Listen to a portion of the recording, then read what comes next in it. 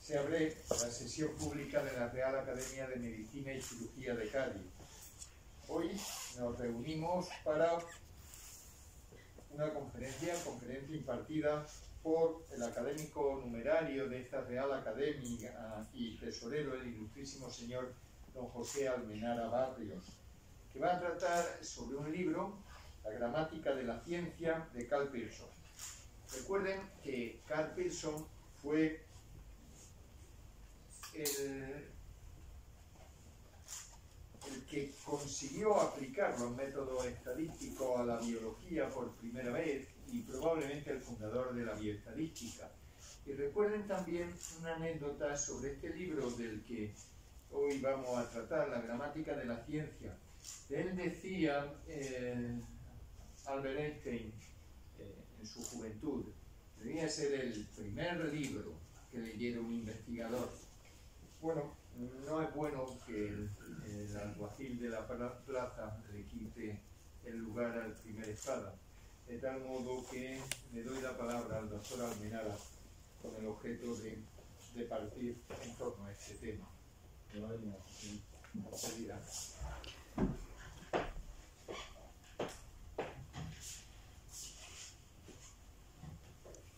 Ilustrísimas y excelentísimas autoridades, ilustrísimos académicos, señoras, señores, compañeros, amigos. Como acaba de decir nuestro presidente, la conferencia de hoy la vamos a centrar en un texto, La gramática de la ciencia, de Karl Pearson. Y tendré que hacer una semblanza de la biografía de Karl Pearson y una justificación que casi la podemos intuir por lo que se ha dicho, una justificación de por qué en la Academia de Medicina vamos a hablar justamente de un estadístico, posiblemente uno de los estadísticos más importantes que ha tenido la historia. Posiblemente también frustre las expectativas de los estadísticos que están aquí, porque hablaré muy poco de estadística, y también frustre las expectativas de los médicos que están aquí, porque no hablaré nada de medicina. La justificación de por qué hablamos de Karl Pearson, bueno, pues la verdad es que no sabía muy bien cómo abordarla, y esta mañana pues entré en la página del Lancet, podría haber entrado en cualquier otra revista, en el apartado que tiene reservado, abierto para las publicaciones de la COVID-19, y elegí aleatoriamente uno de los artículos que allí aparecía, en concreto el que está ahí remarcado. Me fui a la parte de análisis estadístico del artículo y miré, bueno, cuáles eran las técnicas estadísticas que empleaban los investigadores que estaban llevando a cabo ese estudio sobre la COVID. Y evidentemente pues ahí apareció el test de la chi cuadrado, que como saben pues se lo debemos a Karl Pearson. Luego entré en PubMed sin ningún afán de revisión sistemática ni nada, y puse Pearson Correlation y aparecieron 47.983 resultados desde el año 1897 hasta el año en el que nos encontramos.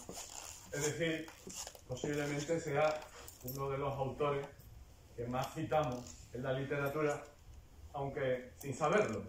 Si ponen chi cuadrado, pues ocurre algo parecido.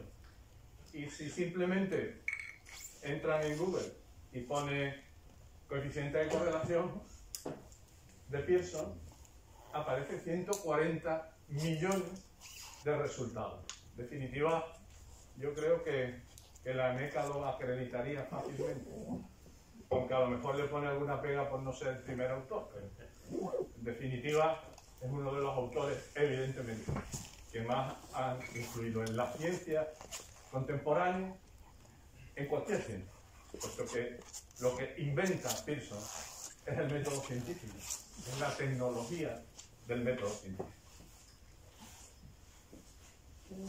Mi amor por Pearson tiene ya vieja data, hace más de 7, 8 años. Y empecé a escribir un libro que espero poder terminarlo en algún momento sobre su biografía. No hay biografía de Karl Pearson en castellano, bueno, hay una traducción de una biografía que escribió después de la muerte de su hijo Egon Pearson, pero en realidad no existe ninguna biografía de Karl Pearson en castellano. Estoy intentando hacer una. De ella, los capítulos 1, que trata de la niñez y la juventud, siempre he elegido la frase que encabeza el capítulo. En este caso, la frase que puse es de Theodore Porter, que es un historiador de la estadística, que dice de Pearson que es un personaje improbable. Y lo es. El capítulo 2 trata sobre el desarrollo del pensamiento filosófico, social y científico de Karl Pearson. Y ahí elegí una frase del propio Pearson: un acto noble pesa más que un pensamiento noble, porque podemos tomar prestados pensamientos, actos son los nuestros. El capítulo 3 es el que les voy a presentar aquí, es decir, es justamente el capítulo que le dedico a este libro, La gramática de la ciencia. Luego hay 2 capítulos más, uno que se titula El camino hacia el evolucionismo, la eugenesia y la biometría. De ahí la frase que elijo de Darwin, en la cual pues dice: se abrirá un campo de investigación grande, casi no pisado, sobre las causas y leyes de la variación, la correlación. Esta será una constante en la obra de Pearson. En realidad podemos resumir todo el trabajo de Pearson como la búsqueda de la correlación en sus diferentes formas. Los efectos del uso y del desuso, la acción directa de las condiciones externas y así sucesivamente.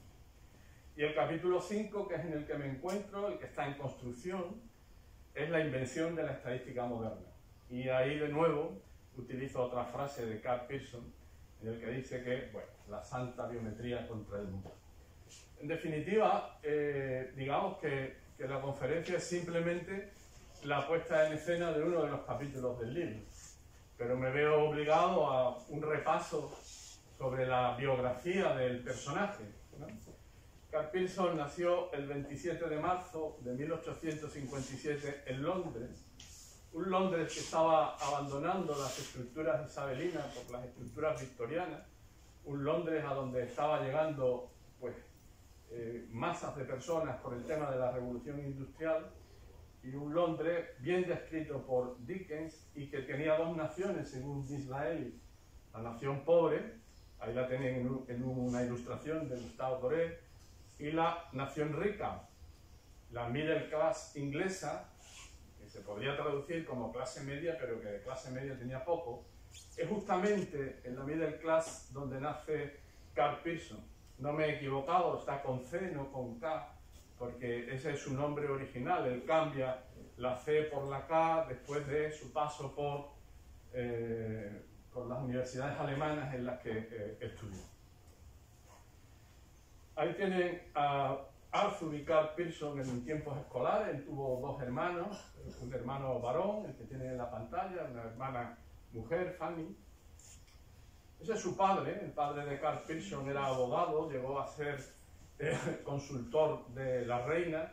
Las relaciones entre el padre y el hijo fueron complicadas y bueno, eso determinó en cierta medida el carácter de Karl Pearson. Ahí lo tenemos a los 16 años, después de finalizar los estudios en el University College School, y luego iría al King's College de Cambridge, donde estudiaría pues, fundamentalmente matemática, pero también física y filosofía. Y ahí tienen, para hacernos una idea de quiénes fueron sus profesores, la galería de examinadores del King's College de Cambridge, en la época de estudiante de Karl Pearson. Y de izquierda a derecha hay nombres como Stock, como Maxwell, como Cali, como Hunter o como Root. Cuando se va a Alemania con una beca, en Alemania tiene como profesores a esa galería que tienen ahí, en física a Kinke, al filósofo Fischer, al historiador y premio Nobel de Literatura Amundsen y al médico, fisiólogo y evolucionista Emile Du Bois-Reymond. Es decir, en definitiva, una galería de profesorado importante que hicieron mella, lógicamente, en su formación. A la vuelta de Alemania ya estaba impregnado del romanticismo alemán y empieza a escribir. Ese es el primer libro que escribe Karl Pearson. Lo escribe con un seudónimo, el seudónimo es Loki, y lo llama The New Version. Bueno, nos recuerda al libro Werther de Gott, y en definitiva lo que trata es de especificar en ese libro el papel que tiene la ciencia, la poesía, la literatura en cartas a una amada. Posteriormente se centra básicamente en la filosofía. Les puedo decir que me costó bastante escribir toda esta parte, puesto que no es una filosofía epidérmica la que utiliza, la que trabaja Karl Pearson. Es una filosofía con cierta profundidad. Ahí tienen algunos ejemplos. Uno de los ejemplos es el poner en evidencia la influencia del médico, filósofo, abogado y teólogo cordobés Maimónides en la obra de Spinoza. También tocó temas de religión. Y curiosamente ahí tienen un texto que escribe y que para que me entiendan. Seguro que todos vieron Jesucristo Superstar o escucharon Jesucristo Superstar en algún momento. Yo creo que le copiaron el libro a Karl Pearson. Porque esta obra es un diálogo entre Judas y Cristo en la misma línea que Jesucristo Superstar, con un papel fundamental de María Magdalena. Y está escrita en verso. Es decir, que yo creo que finalmente los autores de Jesucristo Superstar tuvieron que leerse la obra de Karl Pearson. Luego sigue trabajando ya sobre cultura alemana. De hecho, el primer puesto de trabajo que le ofrecen es de profesor de cultura germánica, que él va a rechazar. Abraza al socialismo y publica textos como, bueno, él estuvo relacionado con el movimiento fabiano, que de alguna manera es el precursor del Partido Laborista Británico, aunque no estuvo afiliado a ninguno de los dos. Y también termina por escribir un libro en 1901 que es La ética del libre pensamiento, que en definitiva al final es un poco donde podríamos encuadrar a nuestro personaje. En definitiva, no desdeñó tampoco, evidentemente, la publicación científica. Entre los trabajos científicos de aquella época, pues tiene una historia de la teoría de la elasticidad, es un trabajo que empezó Tom Hunter y que él termina, un trabajo, bueno, en varios volúmenes, un trabajo de una profundidad en física importante. Bien, ese es el personaje. El personaje es un personaje, como ven, poliédrico, un personaje que ha estudiado filosofía, que ha estudiado matemáticas, que se licencia en Derecho, no sé si por aquello de hacerle un poco la pelota al padre, que termina estando colegiado en el Colegio de Abogados de Londres. En definitiva, un personaje joven, que todavía no sabe muy bien por dónde va a tirar, pero que tiene vocación unificadora. Y de esta forma, siendo joven, con 35 años, en 1892, da a imprenta la primera edición de la Gramática de las Ciencias. Es una obra que expresa lo que hasta este momento era su posición filosófica y científica, y el texto muestra el significado de la ciencia y la función que ésta debe de tener en la sociedad. La obra se fue reeditando a lo largo de los años de manera exitosa, y en las sucesivas reimpresiones se puede analizar, entre otras cuestiones, su progresiva evolución hacia una estadística galtiana, hacia una estadística puesta en solfa básicamente por su maestro Francis Bacon. En concreto, lo que empieza a aparecer en su obra es una idea de correlación que pasó a sustituir el concepto filosófico de causa que él siempre desdeñó. La edición de 1892 está firmada como profesor del Greenhouse College de Londres, y la segunda de 1900 como profesor del University College de la misma ciudad, así en la portada de la edición española, se puede leer que es profesor de matemática aplicada y mecánica en el mencionado University College. La edición española se la debemos a Julián Besteiro cuando era catedrático de bachiller en el Instituto de Toledo. Ahí tienen un poco, les quise poner ahí en qué se diferencian una y otra de las ediciones. Yo he trabajado fundamentalmente en la edición española, que es la traducción de la de 1900, que es prácticamente igual a la primera edición, salvo que añade el capítulo 10 y 11 sobre evolución, variación y selección, y sobre evolución, reproducción y herencia. Ya la edición de 1911, pues sí que va a cambiar y aparece un capítulo importante, que es el de contingencia y correlación, la insuficiencia de la causación.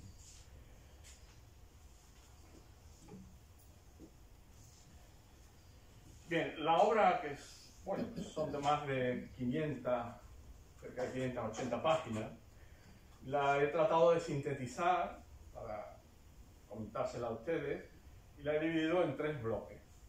Puede ser el primer bloque que le llamamos método y filosofía de la ciencia, un segundo bloque causalidad y mundo físico, y un tercer bloque biología y clasificación de las ciencias. En el primero de ellos, en el primer capítulo, se lee, yo he remarcado en rojo lo que me pareció más interesante. El objeto de la ciencia es alcanzar la verdad en toda rama posible del conocimiento. Sitúense en el momento en que está diciendo todo esto. No hay esfera de investigación que caiga fuera del campo legítimo de la ciencia. Establecer una distinción entre el campo científico y el filosófico es oscurantismo. El método científico está determinado por las características siguientes. Hombre, verdaderamente para un profesor que enseña metodología toparse con este texto fue para mí un gran descubrimiento, porque da las claves de cualquier investigación científica. Él dice que las características son la clasificación cuidadosa y segura de los hechos y observaciones, de sus correlaciones y secuencias, descubrimiento de leyes científicas con ayuda de la imaginación creadora. La autocrítica es la piedra de toque final, de igual validez para todas las... Bueno, ahí ponen almas y entre corchetes mentes. Besteiro traduce mí como almas, pero no creo que esa fuera la idea de Karl Pearson. En el texto no aparece sur, aparece mí, es decir, el texto lo que pone en realidad es mente. Normalmente constituida. La exigencia de la ciencia con respecto a nosotros depende de la educación mental eficaz de que provee al ciudadano, la luz que procura proyectar sobre muchos de los problemas sociales importantes, es decir, está implicando a la ciencia como un arma social, y el aumento de comodidad que añade a la vida práctica y la satisfacción que procura al juicio estético. Ese primer capítulo de su gramática está dedicado a introducirnos en una teleología de la ciencia. Su visión filosófica de la actividad científica se apoya en lo que él llama la necesidad del presente.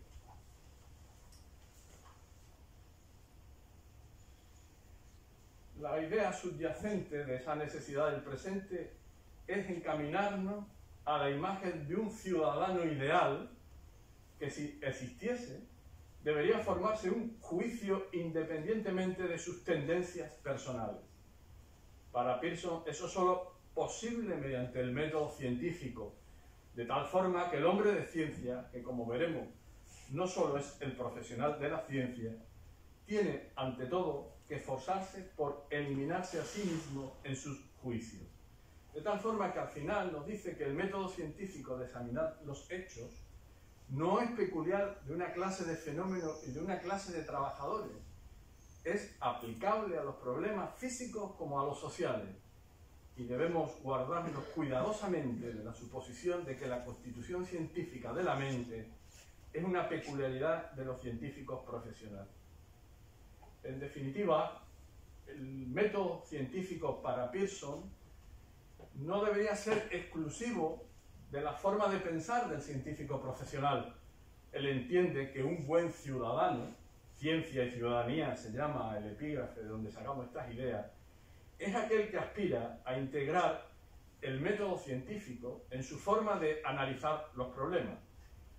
Para ello, el papel del maestro en cualquier rama del saber es fundamental. Debe ser aspiración de cualquier docente, independientemente de la especialidad que cultive, saber inculcar la apreciación por el método científico en sus alumnos. De hecho, recuerda su profesor de griego. Dice que no me acuerdo nada del griego, pero me acuerdo mucho del método que me inculcó aquel profesor. Tristemente, quizás en nuestras universidades esto todavía no se ha terminado de entender y seguimos con una enseñanza donde hay más una preeminencia de los hechos sobre el propio método.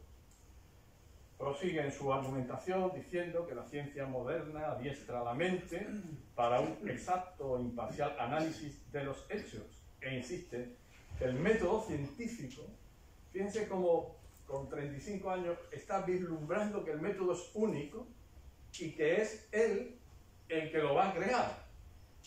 El método científico es uno y el mismo en todas las ramas. Y este método es el método de todas las mentes educadas lógicamente. El creador de la estadística moderna, de una estadística que se constituirá en el esqueleto del método científico de cualquier rama, que en nuestro tiempo es considerada como el lenguaje técnico del sentido común, empieza a construir esa unidad de método en este primer capítulo de su gramática. Todavía no ha desarrollado lo mejor de su estadística, aquella que será metodología transversal en las ciencias venideras, muchas de esas ciencias, la biometría, la antropología, tienen su arranque en la labor desarrollada por él mismo. Os dejo escrito que la unidad de toda la ciencia consiste solo en su método, no en su materia. No son los hechos mismos los que forman la ciencia, sino el método por el cual son tratados. En esta presentación de su programa, el científico trata de separar con cáustico bisturí la finalidad de la ciencia, desligándola de una metafísica o teología que intenta poner límites al verdadero trabajo intelectual. Nos recuerda el tema de los problemas de la congregación de prelados y Galileo y demás en ese pasaje. Para Alpinson, como digo, el método además no era ni nuevo, ni realista, ni teórico. Estaba descrito de manera exacta en la obra de Darwin, de Laplace o de Bacon. Y terminará Pearson este primer capítulo resaltando que hay un deseo insaciable en el corazón humano de resumir en alguna fórmula breve, en alguna breve afirmación, los hechos de la experiencia humana. Aquí me acuerdo de un trabajo que publica en 1896, que es el trabajo que da pie al estudio de la correlación. Es un trabajo extenso, matemáticamente bien formado, y que al final termina en una formulita pequeña, que es con la que calculamos la correlación. Es decir, la idea de resumir todo en una pequeña fórmula que nos ayude en ciencia. En el capítulo 2, que se titula Los hechos de la ciencia, y al inicio del mismo se pregunta a su autor: hemos visto que el campo legítimo de la ciencia abraza todos los hechos mentales y físicos del universo. Pero fíjense ahora lo que se pregunta: ¿pero qué son estos hechos en sí mismos y cuál es para nosotros el criterio de su realidad? A lo largo del capítulo tratará de responder a esa pregunta e irá tejiendo sus argumentos bajo la influencia del físico Ernst Mach, uno de los principales representantes del positivismo. El positivismo representa un totalitarismo de la experiencia. Rechaza todo lo que se halla más allá o trasciende el ámbito empírico. Mach, que aparte de físico es psicofisiólogo, atribuye en el proceso del pensamiento científico un papel fundamental a la observación y las sensaciones. Y esto será uno de los argumentos fundamentales de la teorética de la gramática. Para Pearson, percepción y concepción se configuran como los elementos básicos de la ciencia. Las percepciones dadas por la experiencia, sensaciones, serán la materia prima para el entendimiento humano y la base de toda concepción legítima. En el capítulo 3 intenta esclarecer el concepto de ley científica que la va a condicionar a dos facultades, a la facultad perceptiva y a la facultad reflexiva. El hecho de que la facultad reflexiva humana, dice, sea capaz de expresar en fórmulas mentales la rutina de las percepciones, puede ser debido a que esta rutina sea un producto de la facultad perceptiva misma. La facultad perceptiva aparece como una facultad selectiva que se ha ido desarrollando en coordinación con la facultad reflexiva. En definitiva, aquí aparca sus reflexiones y entra en otro apartado del texto que yo he agrupado en lo que he llamado causalidad y mundo físico. Para Pearson, el término causa es el que se usa científicamente para denotar un estado antecedente en una rutina de percepciones. En este sentido, la fuerza como causa carece de significado. La causa primera es para Pearson un límite permanente o temporal del conocimiento. No hay ejemplo en nuestra experiencia, siquiera, de una primera causa arbitraria en el sentido vulgar de la palabra.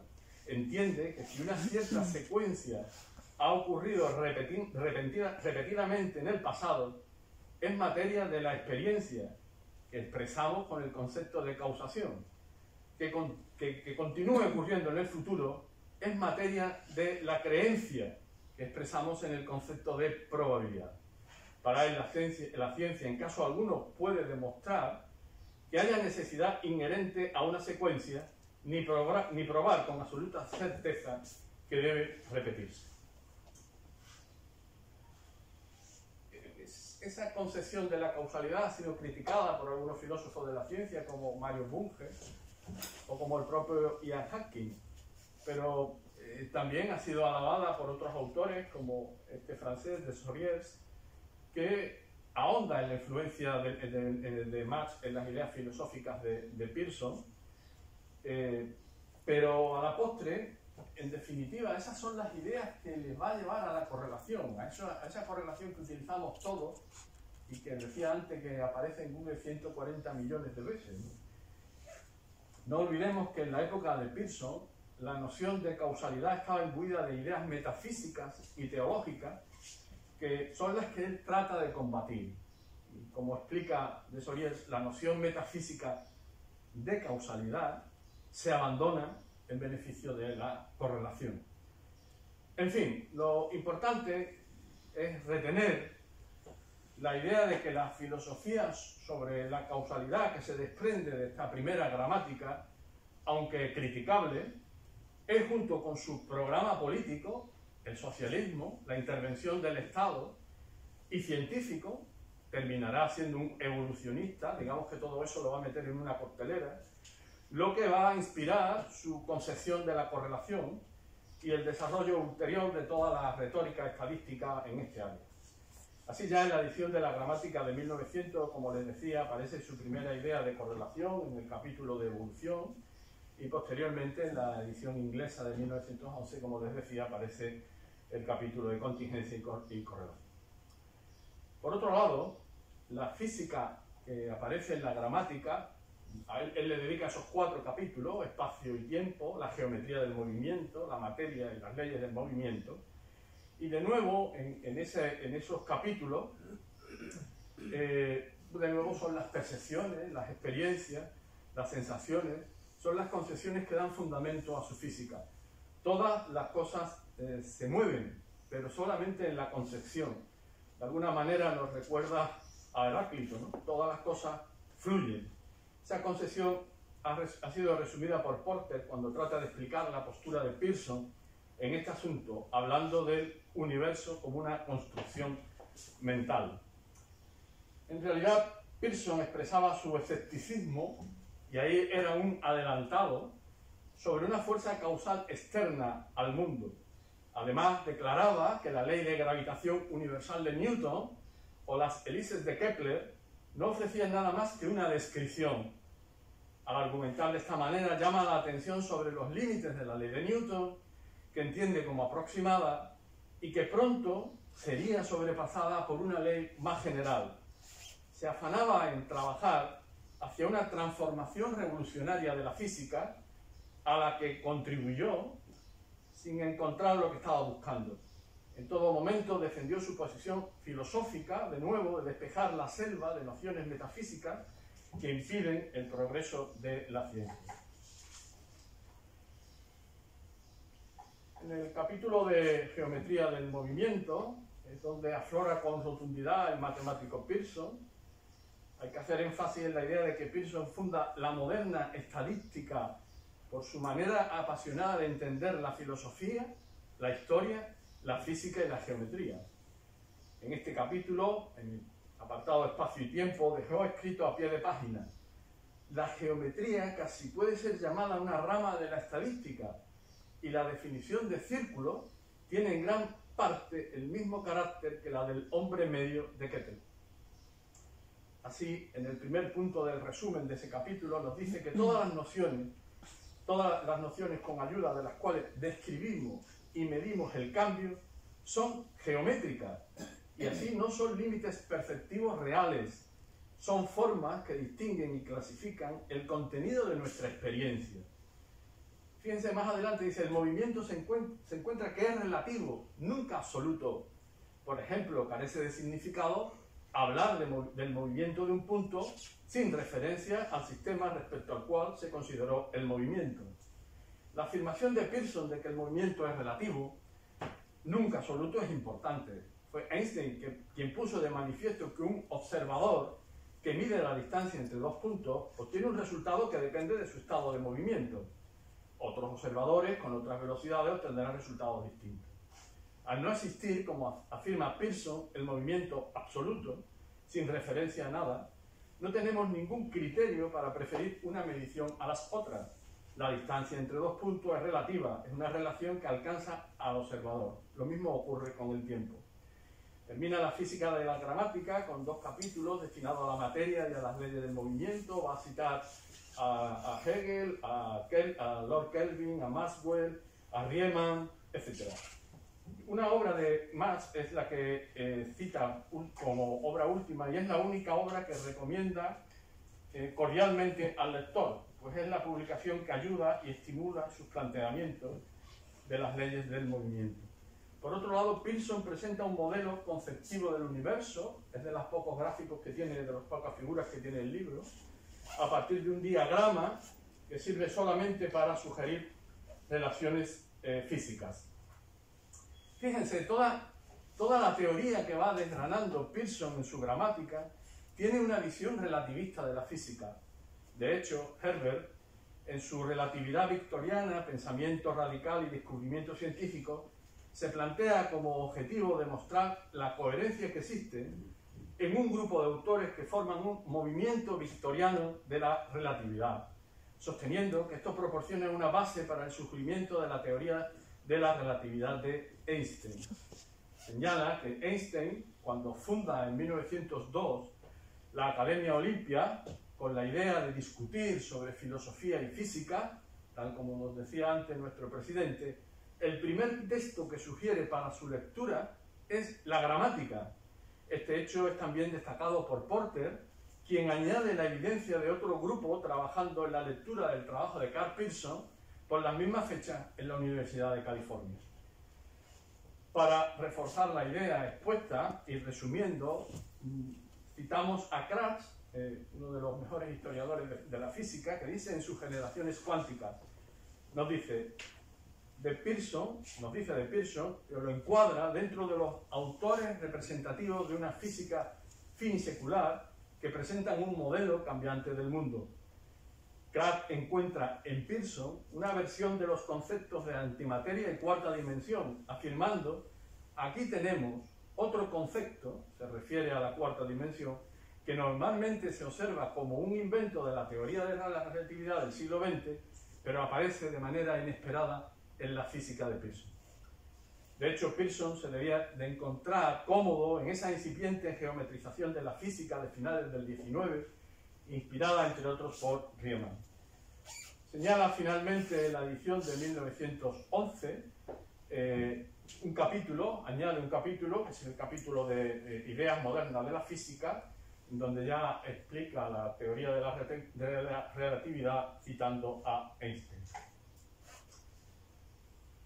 Biología y clasificación de las ciencias. En este campo su disertación se basa en poner en duda, fundamentalmente, si la física de su época podría ser aplicada a la complejidad de los estudios de la vida. Señala que los más eminentes biólogos del momento recurren a la metafísica presente en el lenguaje de los físicos de su momento y que ese no es el camino. Para tratar de aclarar qué es la vida, plantea tres hipótesis en cuanto a su origen: la perpetuidad de la vida, o biogénesis, la generación espontánea de la vida, o abiogénesis, y la creación especial de la vida, o de causa ultracientífica, entendiendo más plausible la segunda, para lo cual tiene que asirse a la idea de evolución. Así, permítasenos por un momento considerar que probablemente, dice él, hay una evolución tan larga desde la sustancia química al protoplasma, que hoy conocemos como del protoplasma a la vida animal consciente. El capítulo lo termina con un epígrafe sobre individualismo, socialismo y humanismo, donde espera que se equilibre de alguna manera las tendencias individualistas y socialistas en la evolución de la sociedad, dando un papel fundamental al Estado en la organización y educación de la sociedad, y donde aparece un inquietante factor humanista, una interpretación de la solidaridad humana en la que se llega a afirmar: es una falsa idea de la solidaridad humana, un humanitarismo endeble, no un humanismo verdadero, el que lamenta que una raza capaz y fuerte de hombres blancos reemplace a una tribu negra que no puede ni utilizar su campo para el pleno beneficio del género humano, ni contribuir con su parte al acervo común del conocimiento. Luego lo matiza a pie de página. Dice: esta sentencia no debe creerse que justifica la destrucción brutal de la vida humana, los efectos antisociales de un modo tal de acelerar la supervivencia del más apto pueden llegar a destruir la actitud preponderante del superviviente. Se vislumbra cercana su cita con la eugenesia, que conformará un elemento clave en su devenir científico. De ahí, bueno, pues los tres autores que tienen en la pantalla: Darwin, Weldon y Galton. Siempre se ha considerado a Galton, primo de Darwin, como el maestro de Carl Pearson, no solo en biología, sino también en estadística, y se ha reivindicado poco el papel del zoólogo Weldon, cuando posiblemente el mejor amigo de Carl Pearson fue Weldon. Por último, el libro se va a cerrar con un capítulo sobre la clasificación de la ciencia, donde señala la dificultad de la tarea y finaliza dando un papel fundamental a las matemáticas aplicadas y a la biofísica, asumiendo que son los dos enlaces entre las grandes divisiones de la ciencia que presentó en su clasificación, de forma que las matemáticas aplicadas hacen de enlace entre la ciencia abstracta y la ciencia física, y la biofísica unirá la ciencia física y la biología. Algunos han considerado la gramática una obra maestra, que tuvo notable influencia en el pensamiento científico y filosófico de toda una generación. En 1908, el revolucionario ruso Vladimir Ilich Lenin reaccionó al libro de Pearson de la siguiente manera: la filosofía de Pearson, como repetidamente encontrará, excede a la de Marx en integridad y consistencia. También dijo, el inglés Carl Pearson se expresa con precisión característica. Lenin terminó describiendo a Pearson tras la lectura de la gramática como ese enemigo concienzudo y escrupuloso del materialismo. En 1915, Jerzy Neyman, para los estadísticos que están aquí, un personaje conocido, junto con el hijo de Karl Pearson, Egon Pearson, van a desarrollar la teoría de las pruebas de hipótesis tal como las conocemos hoy. Como digo, Neyman se convirtió en un estadístico de fama mundial, pero en aquel momento asistía a las clases de teoría de probabilidad impartida por Sergei Natanovich Bernstein, uno de los más grandes matemáticos de la primera mitad del siglo XX. Un día Bernstein sugirió a Neyman que leyera un libro titulado La gramática de la ciencia, escrito por un inglés llamado Karl Pearson. Nos cuenta que él lo leyó traducido del ruso y muy pronto Neyman y sus compañeros fueron pasándoselo de unos a otros. Encontraban estimulantes los títulos de los capítulos y las secciones. Era como una voz fuerte y confidente que les hablaba desde Londres directamente. Neyman dijo: somos un grupo de jóvenes que teníamos perdidas nuestras creencias en la religión ortodoxa por la estupidez de nuestros sacerdotes. La lectura de la gramática era sorprendente porque atacaba de manera intransigente a todo tipo de autoridades. De la primera lectura fue ese aspecto el que más nos llamó la atención. ¿Qué podría significar? Nosotros no estábamos acostumbrados a esas formas en ningún libro científico. Era un trabajo de broma y el autor un canalla, un sinvergüenza a gran escala. Pero nuestro profesor Bernstein había recomendado el libro y nosotros debíamos leerlo. Aunque a Neyman en ese momento no le era familiar el trabajo estadístico de Pearson, sus pensamientos sufrieron un proceso de conversión por la fuerte influencia de la gramática. Y según la esposa de Jerzy, Olga, pasado el tiempo solo hablaba de Karl Pearson, Karl Pearson, Karl Pearson. Como no todo es bonito, pues algunas críticas a la gramática. Uno de los comentaristas fue el filósofo y matemático norteamericano Charles Sanders Peirce, del que se ha dicho que Peirce negaba el determinismo, suministró uno de los principios corrientes de la inferencia estadística, un principio que aún empleamos, aunque lleva el nombre de otros investigadores. Peirce tenía un enfoque objetivo de la probabilidad en el que consideraba la frecuencia, pero también fue quien comenzó a dar cierto peso subjetivo a la prueba. Pero sobre todo, lo más importante, es que concibió un universo irreductiblemente estocástico. Peirce veía de una manera probabilística. En este sentido, aunque era un hombre del siglo XIX, ya estaba viviendo en la atmósfera del siglo XX. Peirce fue bastante crítico con la gramática de Pearson.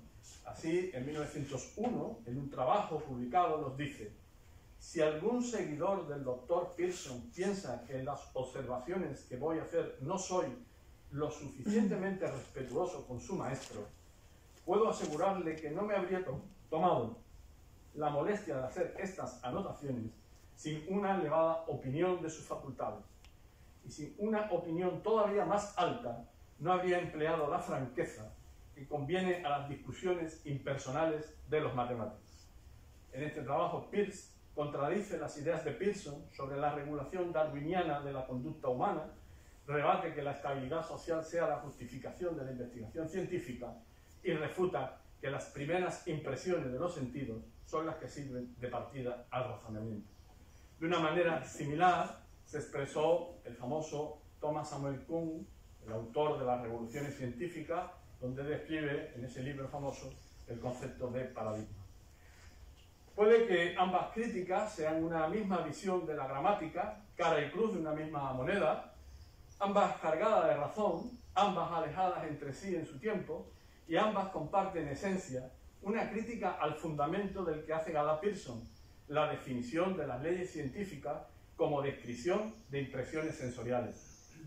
Podríamos pensar que el positivista idealista Pearson erraba.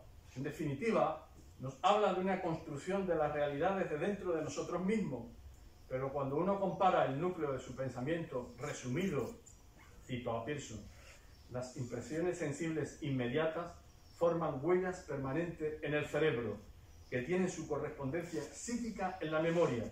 La unión de las impresiones sensibles inmediatas con impresiones acumuladas y asociadas conduce a la formación de construcciones que proyectamos fuera de nosotros mismos y llamamos fenómenos. El mundo real consiste para nosotros en tales construcciones. Compare esa cita de Pearson con esta de 2019 de Seth, de un artículo titulado La construcción cerebral de la realidad, en la que dice: la realidad que percibimos no es un reflejo directo del mundo exterior objetivo. Bien al contrario, es el producto de las predicciones que el cerebro hace sobre las causas que los estímulos sensoriales reciben. Más adelante añade: según las teorías de la percepción, estamos hablando de 2019, predictiva, el cerebro realiza inferencias bayesianas generando sin cesar predicciones de las señales sensoriales y comparando predicciones con las señales que llegan a los sentidos. La diferencia entre las señales predichas y las reales dan lugar a los llamados errores de predicción, de los que el cerebro se sirve para actualizar sus predicciones. Si además le añaden una cita de Musser de 2019 sobre la mecánica cuántica, que dice: la física parece centrarse en la determinación objetiva de los hechos. Sin embargo, esta ciencia tiene sus propios conflictos con la idea de verdad, tanto o más que cualquier otra disciplina. La mecánica cuántica, por ejemplo, sostiene que las partículas carecen de una realidad bien definida. Sus propiedades permanecen indeterminadas hasta el momento de la medición. Podríamos concluir que Pearson iba bien encaminado.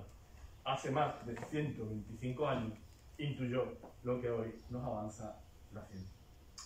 Permítanme una serie de conclusiones finales, ¿no? Para Pearson, la misión de la ciencia es alcanzar la verdad. Ninguna investigación está fuera del campo legítimo de la ciencia.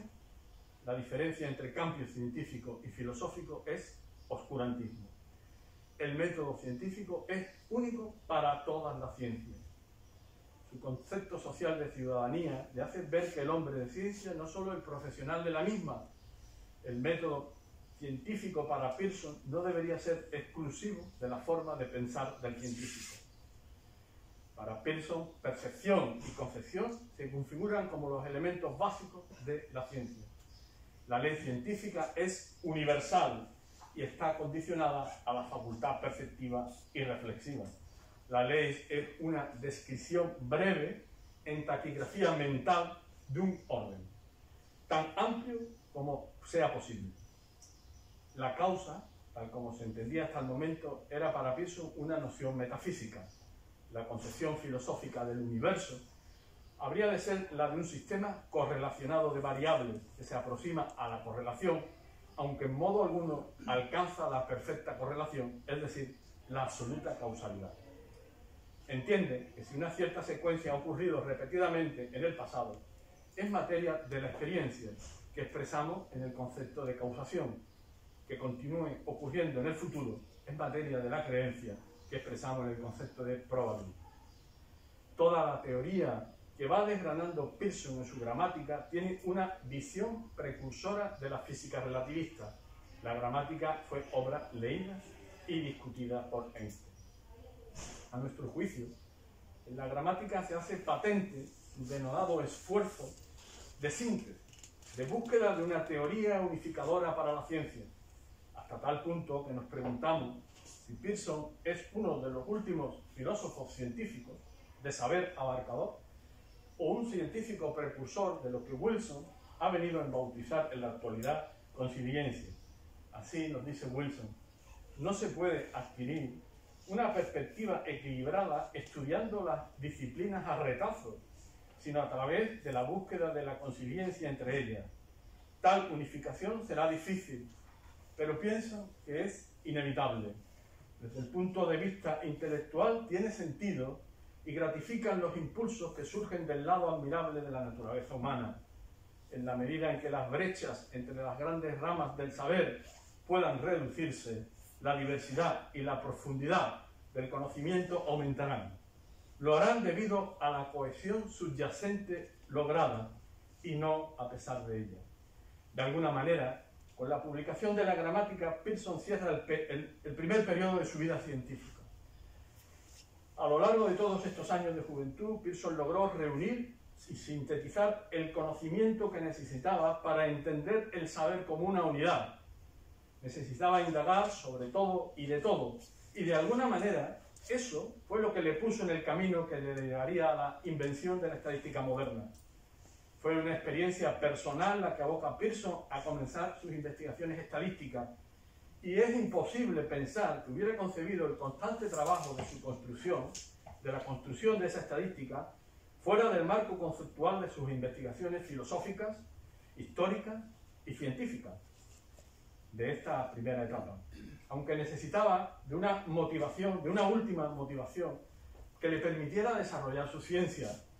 Necesitaba imbricarse en un ámbito intelectual excepcional, considerarse miembro de una revolución científica real que vendría representada por el darwinismo. El factor que hace excepcional el trabajo de Pearson es la necesidad que se apodera de él de matematizar la teoría evolutiva de Darwin. La oportunidad para llevar a cabo ese programa comienza cuando se cruza en su vida Walter Frank Raphael Weldon, que le conduce hasta Francis Galton. Pero bueno, esa es otra historia que contaremos en otro momento. Muchas gracias.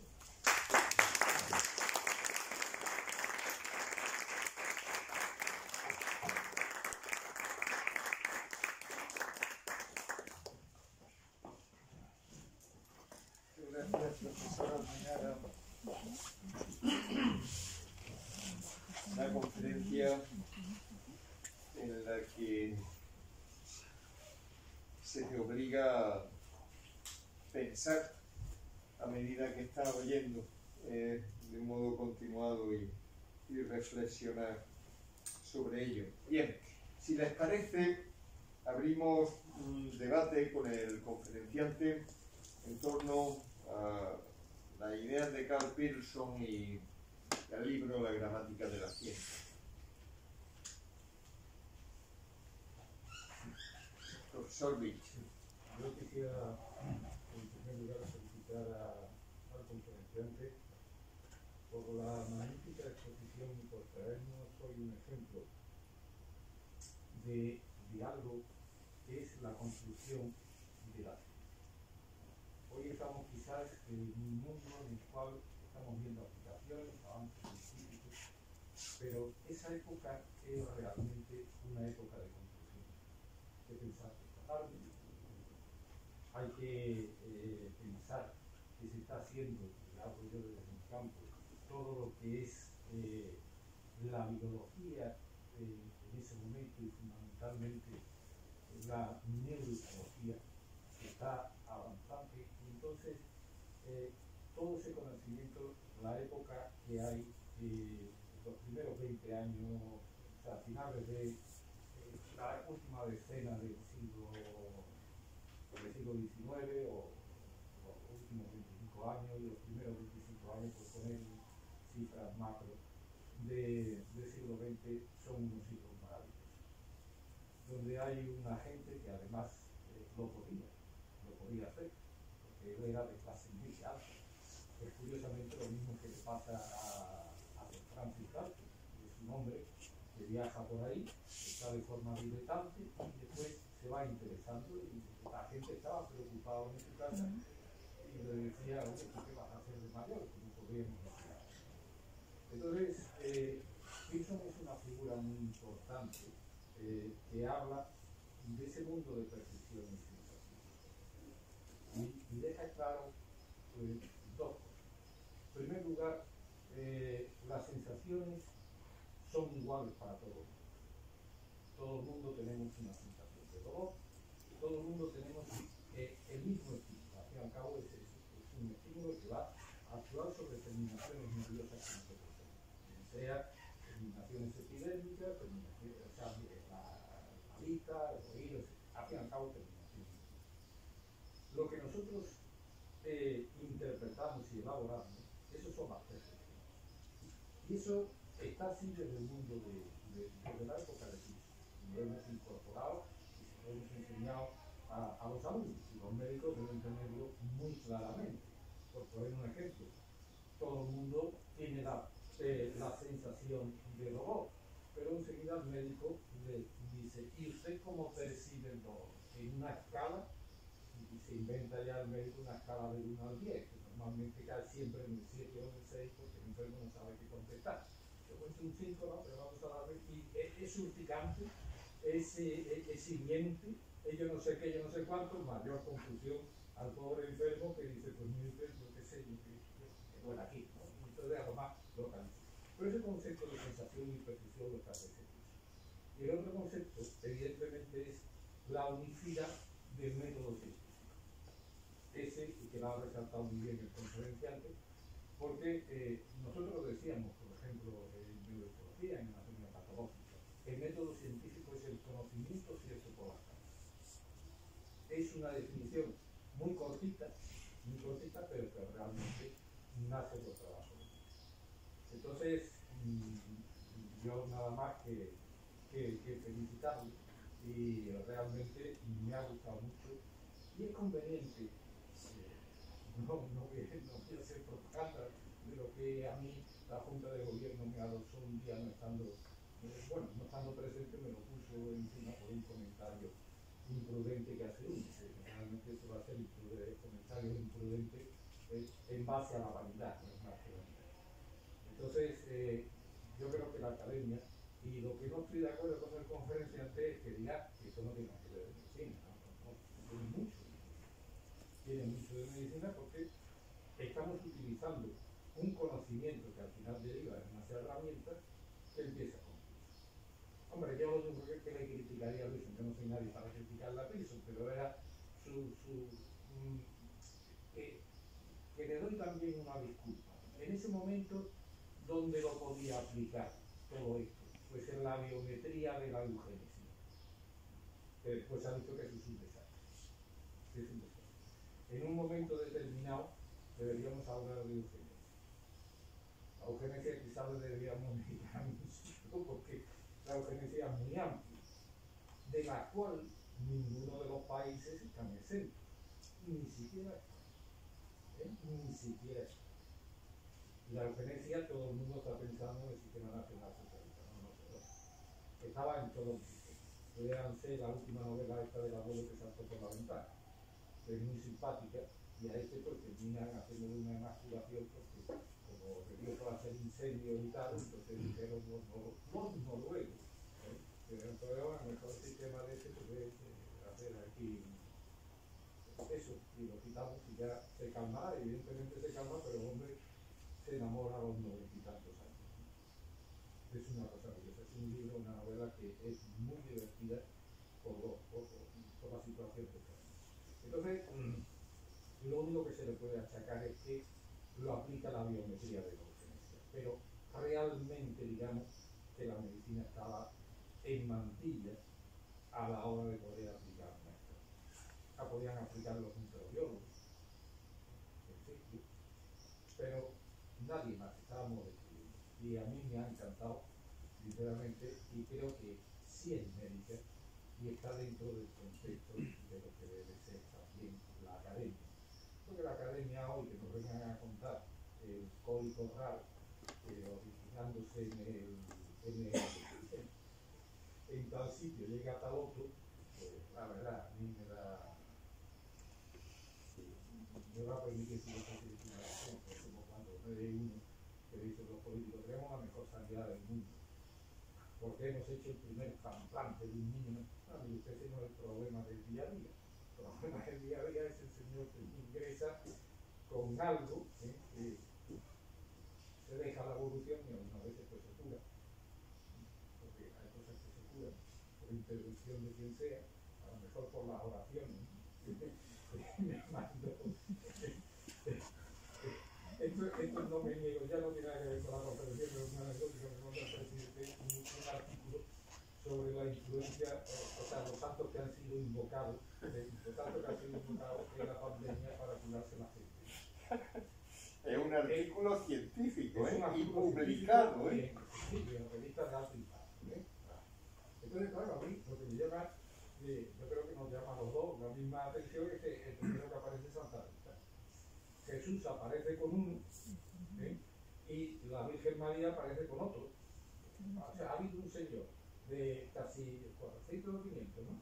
Que se ha acordado uno de Jesús y otro, y yo le contesto diciéndole que, hombre, después de que baja, lo crucifican, lo azotan, lo escupen, lo entierran de mala manera, porque no tienen tiempo ni de ponerle el sudario, en fin, todas esas cosas, viene para aquí, para que se acuerde solamente uno, que se está muriendo de una pandemia, pues es una vergüenza. Yo, si estuviese en el Vaticano, me sentiría avergonzado, sinceramente. Yo creo que eso merece una encíclica. Bueno, es un artículo que se ha publicado recientemente sobre un aspecto. A ver, estamos en fase de epidemia de COVID y se ha publicado sobre el número de personas que invocan a qué santo o qué figura religiosa a lo largo de esta epidemia. Santa Rita figura con 300 y pico citaciones, Jesucristo con una. Y es un dato que llama poderosísimamente la atención, ¿no? Uno, que a alguien se le haya ocurrido hacer un artículo así, lo haya publicado en una revista científica, y dos, la relación de santo y divinidad a quien se recurre, ¿no? Pero es realmente un artículo que a mí me llamó la atención y que lo difundí un tanto en ese sentido. No es una broma, es un artículo como tal. Es un candidato al Nobel. Sí. No se está solo candidato. Me ha recordado un poco los comentarios del doctor Vilche a una trilogía, la trilogía de la Fundación de Asimov, donde los que terminan manejando el mundo son los matemáticos, que en realidad son los filósofos matemáticos, mientras que los que llevan a cabo las labores diarias en el mundo son los que aplican la serie de hechos a los que ha dado lugar la ciencia, ¿no? ¿Seguimos? Sí. Por Vizcaya. Yo quiero felicitar a nuestro compañero. A mí me ha rejuvenecido porque me ha recordado mi tesis doctoral, donde el primer impacto fue el coeficiente de dispersión de Pilson y el test de chi cuadrado. Y después lo que quizás, no, lo mismo voy a decir una tontería porque he hecho un falta un poquito más, solo lo han mencionado, el teorema de Bayes, así de pasada, pero hablando de predicciones también y de simplemente para reafirmar que la predicción falla, según palabras de Fisher, ¿no? Y obviamente lo que sí me ha quedado mucho más claro es esa capacidad de traducir las cogniciones a fórmulas que además pues igual que la ley de la gravedad, eso no hay quien la cambie, aunque no está a la altura, ¿no? Entonces sí, porque hay leyes que están por encima del hombre y que no van a ser mutadas. Me imagino que vendrán pues, para los que creen en Dios de Dios y para los filósofos de la filosofía de la naturaleza, pero eso no cambia, y este hombre pues, fue capaz de traducirnos esa correlación entre el pensamiento y el método científico, que yo creo que sí, que la adaptación hay un método científico, eso yo creo que está claro, que lo aplicarás tú. Pues me ha encantado, me ha rejuvenecido, y lo que ha dicho nuestro presidente, por supuesto, es una de mis novelas favoritas, el señor Harry Sheldon, que es el que crea la psicohistoria y la nivel de predicción a vista de miles de... Enhorabuena, me ha encantado la... Yo quisiera hacerle una matización a cada uno de ellos. Al doctor Bichel darle las gracias por sus palabras, y estoy de acuerdo con lo que él comentaba, ¿no?, sobre la eugenesia. Es decir, la eugenesia entendida desde un punto de vista filosófico hoy no tiene nada que ver con la eugenesia de Pearson, de Galton, de aquel momento. En aquel momento, por eso puse las imágenes del Londres de la época. En aquel momento la sensación era de una pérdida del poder de la raza. Si uno ve imágenes del Londres de aquella época, lo que ve es miseria por todos lados. las profesiones que había eran desde recogedor de pureza, es decir, recogedor de cagas de perro, hasta limpiadores del Támesis. En 1854 tuvimos la epidemia de cólera. En definitiva, lo que trataba esa eugenesia era, de una manera ciertamente pueril, además, que el Estado planificara bueno, pues la procreación. ¿Para qué? Para aumentar el nivel de pureza de la raza. En definitiva, esa era la eugenesia que ellos, de alguna forma, preconizaban, ¿no? Y además el elemento fundamental para fundar una revista que se llama la Revista Biométrica, que la fundan Galton, Weldon y Pearson, pero que tiene un elemento oscuro en esa fundación, que es uno de los editores, que es Davenport, que sí, ese era un elemento de una eugenesia más dura, que era que podían representar los biometristas ingleses. En definitiva, pues comparto esa idea, ¿no? Y con el doctor Vizcaya, pues me alegra que te haya rejuvenecido. Eso era una de las cosas que nos explicaban siempre, ¿no? Siempre con relación de Pearson. Y bueno, pues me has comentado algo del teorema de Bayer. Ya dimos una charla en concreto sobre Thomas Bayer, ¿no? Y se duda, aunque cada vez parece que se duda menos de si Pearson era un valenciano o no era un valenciano, o tenía en cuenta la inferencia valenciana o no la tenía. En definitiva, no la cité porque no ha lugar en el libro de la gramática, porque en el libro de la gramática en ningún momento habla del valencianismo. Sí cita la probabilidad, el concepto de probabilidad, cita la Laplace, pero no habla del valencianismo. Muchas gracias.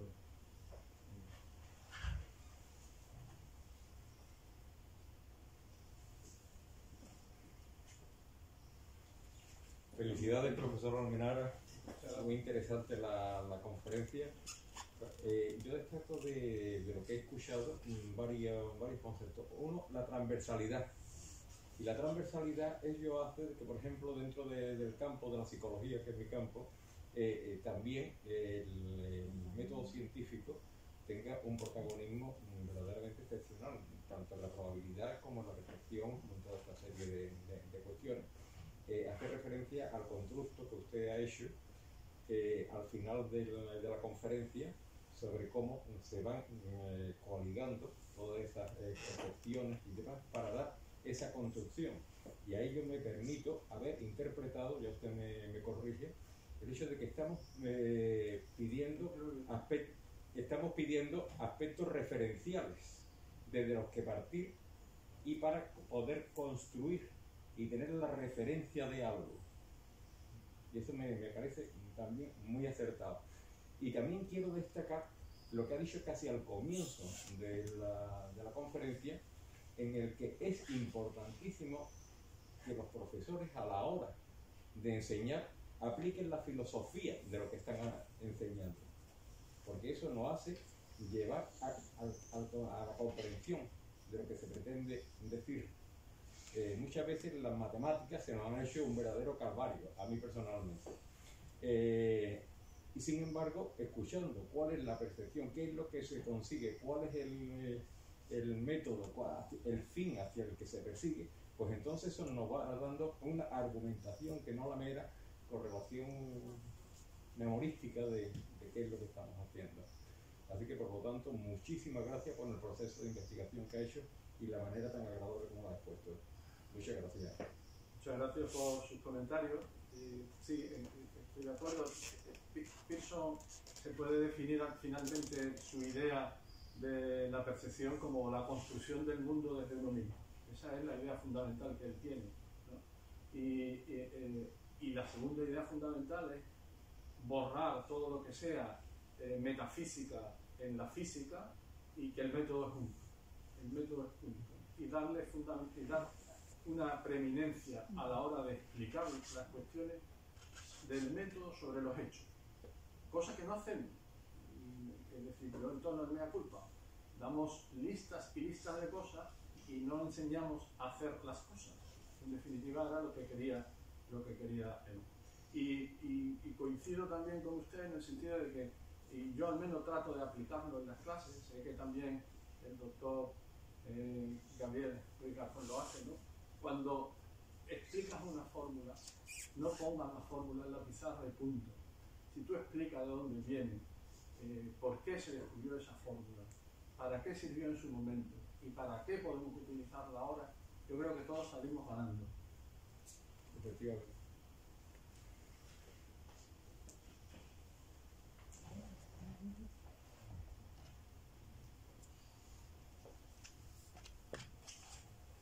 Bien, nada más. Muchas gracias, doctor Almenara. Excelente conferencia y excelente reflexión en torno al método científico. Muchas gracias a todos ustedes. Se levanta la sesión.